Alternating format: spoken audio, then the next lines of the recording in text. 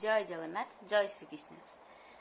सर्वभूत स्थितं जो मां भजत्यो कर्तो मास्थितः सर्वथा वर्तमानोऽपि स योगिमयी वर्तते आत्मौपम्यो न सर्वत्र समं पश्यति योर्जुन सुखम बा जदि बा दुखम स योगी परमो मतः। देख आर अर्थ कौन ना जे जेउ जोगी विश्व प्रपंच को मो छड़ा अन्य न देखे से साजुज्य मुक्ति लाभ करे।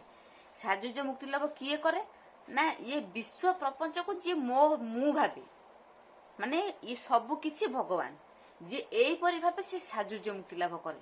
देखो ए सृष्टि किए गढ़ी भगवान गढ़ी ना नहीं आमे काहे भाविया जे या किए गढ़ी बोली आमे भाविया समस्ते जे भगवान गढ़ी कहीं ये सृष्टि की ये गछलता को गढ़िया मनीष पक्ष संभव नुह केवल भगवान पक्ष ही संभव।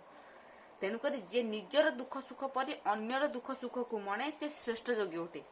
देख जे निजर दुख देख मते दुख हेले मते पिंपुटे काम देले मते कोन कष्ट होनी सेमती आपन पिंपुटे काम देले कोन आपन कष्ट होनी। आम समस्त भीतर बा एक आत्मा सब से समस्त भीतर भगवान अछंती आमे समस्त समान।